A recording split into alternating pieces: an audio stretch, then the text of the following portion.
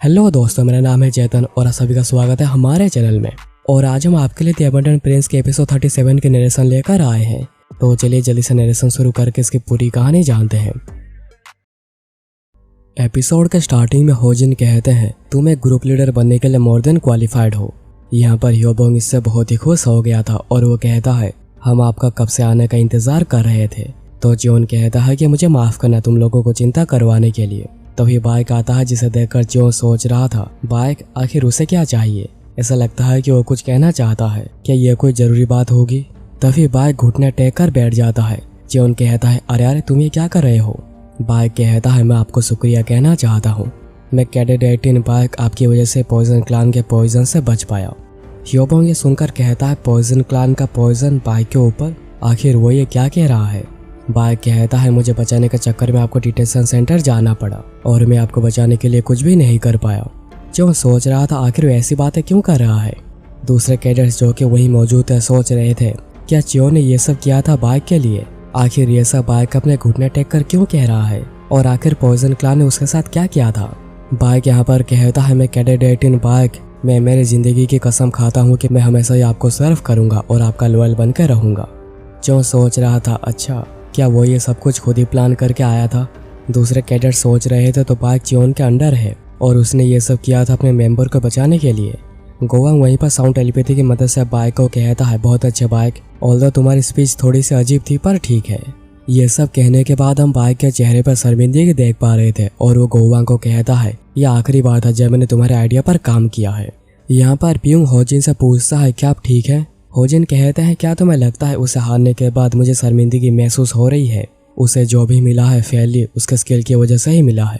प्यूंग कहता है, हाँ आप सही कह रहे हैं, वो लड़का बिल्कुल अमेजिंग है और उसने एक अमेजिंग स्वॉर्ड टेक्निक भी सीख ली है। क्या आपको लगता है उसने ये भी राइट गार्डियन से ही सीखी है। होजिन कहते हैं, हो सकता है, जबकि राइट गार्डियन एक ग्रैंड मास्टर मार्शल आर्टिस्ट है, ये सब होना लाइकली है। प्यूंग कहता है, अच्छा ऐसा है, पर वो सोच रहा था अगर कोई अपने ब्लेड टेक्निक की वजह से जाना चाहता है तो आखिर वो अपने स्टूडेंट को स्वॉर्ड टेक्निक क्यों सिखाएगा। प्यूंग फिर होजिन को ऊपर जाता हुआ देखकर कहता है, क्या आप अभी ऑफिस नहीं जा रहे। होजिन कहते हैं, तुम जाओ, मैं थोड़ी खुली हवा खाकर आता हूँ। और वो जाते हैं लिहुआ से मिलने और हमें पता चलता है कि होजिन तभी इसलिए रुक गए थे क्योंकि लिहुआ ने उन्हें रुकने को कहा था साउंड टेलीपैथी की मदद से। होजिन कहते हैं, अगर आप मुझे तभी साउंड टेलीपैथी की मदद से ना रोकते तो मैं अपने ऊपर से पूरा कंट्रोल खो देता। लिहुआ कहता है, कोई भी ऐसे ही रिएक्ट करता एक ऐसे स्वॉर्ड टेक्निक को फेस करने के बाद। मेरे जवानी में मैंने कई सौ बैटल्स लड़े हैं फोर्सेस ऑफ जस्टिस और फोर्सेस ऑफ इविल के साथ। होजिन कहते हैं, और मैंने भी लॉर्ड के साथ बहुत से बैटल्स में भाग लिया है और मैंने आपको देखा है आपने कैसे लॉर्ड को असिस्ट किया है एज ए गार्डियन। मैं श्योर हूँ आपको इसके बारे में मुझसे ज़्यादा पता होगा।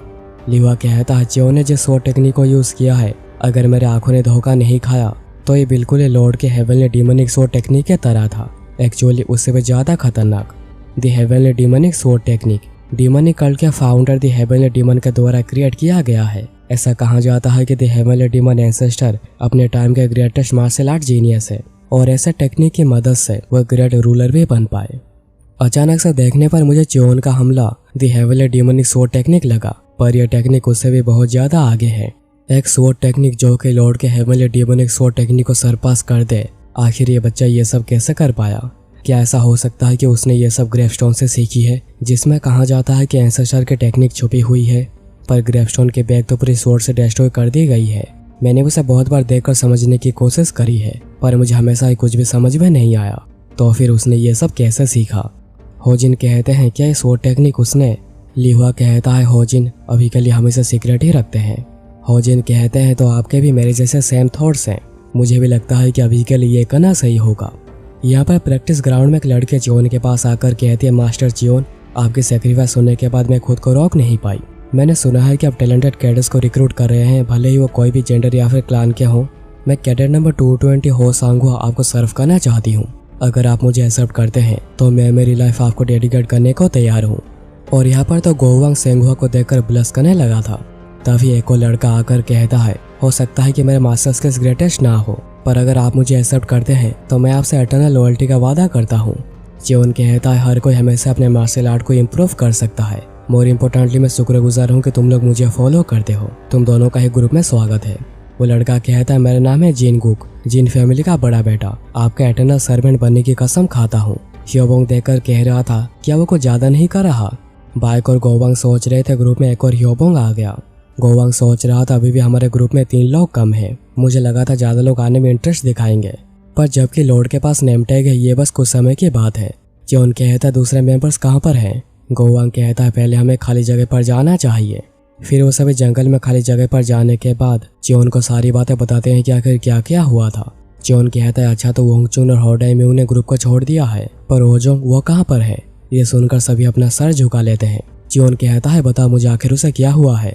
फिर पूरी बात जानने के बाद जियोन कहता है, अच्छा तो इसलिए ओजोंग अभी इन्फर्मरी में है। जियोन सोच रहा था मियोंग की खराब आदत अभी भी नहीं गई। उसे देखकर बाइक सोच रहा था, वो पहले से काफी अलग लग रहा है। वो काफी गुस्सा तो है, पर अपने गुस्से पर काबू करके शांत खड़ा है और अपने किलिंग इंटेंट को भी कंट्रोल में रखा है। मुझे लग नहीं रहा है कि पहले की तरह कोई भी ऐसा काम करेगा। गोवांग फिर कहता है, लॉर्ड अब इसका क्या करना चाहते हैं? जियोन सोच रहा था, जबकि एकेडमी ने ऐसा किया है कि कैडेट्स को दूसरे के साथ ही लड़ना पड़ेगा, तो मैं मियोंग के काम को गलत नहीं कह सकता। पर उन्हें देखकर लग नहीं रहा है कि उन्होंने मियोंग को माफ कर दिया है और ना ही करने वाले हैं। जियोन फिर कहता है, क्योंकि उसका हमारे ऊपर कर्ज है, तो हमें उसका कर्ज तो चुकाना ही पड़ेगा, तो ये समय है पेबैक का। बाइक सोच रहा था, वो सच में बदल तो गया है ना। उसके बाद हमें कैडेट गालियोन को दिखाया जाता है जो कि यूजन को कहता है, आपके कहने के मुताबिक हमने मियोंग को सेट किया था बाइक का योलो नेम टैग लेने के लिए। यूजन कहता है, क्या तुम अपने ग्रुप के लीडर हुआ करते थे? गालियोन कहता है, वो प्योंगहाइक था जो कि अभी सीरियस इंजरी की वजह से हॉस्पिटलाइज है। यूजन कहता है, कमोन, क्या तुम्हें लगता है मैं अपना प्रॉमिस तोड़ूंगा? पर तुमने तो अपनी प्रॉमिस पूरी नहीं की है। गालियोन कहता, आखिर तुम्हारा क्या मतलब? यूजन कहता है, डील ये थी कि तुम मेरी मदद करोगे बाइक को मेरे टीम में लेने में, पर अभी बाइक यहाँ पर कहाँ है? क्या तुम्हें कहीं दिख रहा है? गालियोन कहता है, तो फिर तुम हमसे क्या चाहते हो? यूजन कहता है, मैं कुछ नहीं चाहता, मुझे बस लगता है कि बाइक को मेरे पास लाने के लिए उसे और भी नीचे धकेलना होगा ताकि उसे टूटने का एहसास हो। वो कहते हैं ना, तुम्हें तभी अच्छे वक्त की कदर होती है जब तुम अपने बुरे वक्त से गुजर चुके हो। अब मैं जब सोच रहा हूँ, तुम्हारे ग्रुप में ऐसा कोई भी नहीं है जो कि लीडर बन सके। पहले जोंगसुम था, वो भी वापस जा चुका है। और यूम्पा, इधर आओ, मैं तुम्हें एक और मौका देता हूँ और बाइक की टीम नहीं, जियोन की टीम को खत्म करके उनका नेम टैग ले लो। और तुम्हें पता है कि ये कैसे करना है। अच्छा होगा अगर इस बार तुम कोई भी गलती ना करो। यूम्पा कहता है, मैं आपको डिसअपॉइंट नहीं करूंगा। यूजन कहता है, अगर तुम नेम टैग को लाने में कामयाब होते हो तो यहाँ पर जो कैडर्स है उनमें से लेकर अपना टीम तैयार कर लेना और फिर उसका लीडर बन जाना, और इससे तुम लोगों को भी एक लीडर मिल जाएगा। तो ये हम सबके लिए विन विन सिचुएशन है। गालियों सोच रहा था, यूजन बस में उसका नौकर बनाकर रखना चाहता है। उसके बाद हमें म्यूंग को दिखाया जाता है जो कि अपने ग्रुप के साथ ही ट्रेनिंग कर रहा था। तभी उसके पास यूम्पा टीम के साथ आता है। म्यूंग सोच रहा था, यूम्पा के साथ जो कैडर्स हैं इन्होंने ही तो कल मेरी मदद करी थी बाइक से नेम टैग लेने में।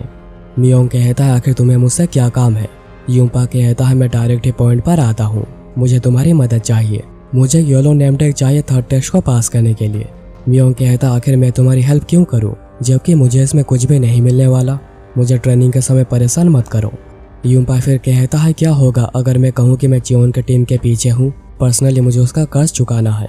थैंक्स टू चियोन में पहले बहुत से परेशानियां फेस कर चुका हूँ, पर अगर हम उसका नेम टैग ले लेते हैं तो उसका ग्रुप ही खत्म हो जाएगा और कोई भी उसे फॉलो करना क्यों चाहेगा जो कि 2 बार अपना ग्रुप खो चुका है, और इसमें उसका थर्ड टेस्ट में डिस्क्वालीफाई होने के चांसेस भी काफी बढ़ जाएंगे। म्यूंग सोच रहा था, मैंने कल जो शुरू किया था मैं उसे खत्म भी करना चाहता हूँ, पर उस बास्टर्ड के स्किल्स तो क्या मेरे पास कोऑपरेट करने के अलावा और कोई चॉइस नहीं बचा है। म्यूंग फिर कहता है, ठीक है मैं तुम्हारी मदद करूंगा। तुम कभी हमला करने वाले हो? यूम्पा कहता है, अभी कभी हमला करने जाएंगे। और म्यूंग कहता है, मुझे तुम्हारा स्टाइल बहुत ही पसंद आया। फिर हम जंगल में चियोन और उसके ग्रुप को बैठे हुए देखते हैं और तभी वहीं पर यूम्पा और म्यूंग आ जाते हैं अपने ग्रुप के साथ। म्यूंग कहता है, तुम लोग तो पहाड़ों में छुपने में माहिर हो। चियोन कहता है, ऐसे भी मैं तुम लोगों को खोजने जाने वाला था। तुम्हारे यहाँ पर बहुत बहुत शुक्रिया खुद ही चले आने के लिए। म्यूंग कहता है, तुम स्माइल कर रहे हो, क्या तुम्हें समझ में नहीं आ रहा तुम अभी कौन सी सिचुएशन में फंसे हुए हो? चियोन कहता है, ये तो मेरी लाइन होनी चाहिए थी। गालियोन फिर यूम्पा और म्यूंग को कहता है, हम तुम्हें वार्न कर रहे हैं, अपने अपने सोर्स को फेंक दो। और उसके बाद सुनकर म्यूंग और यूम्पा पूरा गुस्सा हो जाते हैं और वो समझ नहीं पा रहे थे कि आखिर गालियोन ऐसा क्यों कह रहा है। चियोन कहता है, चलो मैं तुमसे फिर से पूछता हूँ, आखिर यहाँ पर रियल इडियट कौन है? और ये एपिसोड यहाँ पर ही खत्म हो जाती है।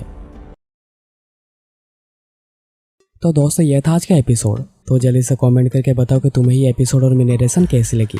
और अगर तुम्हें मेरे एफर्ट्स पसंद आए हैं तो चैनल को सब्सक्राइब करके बेल आइकन कॉल पे सेट कर देना ताकि तुमसे ऐसी वीडियोस मिस ना हो जाए।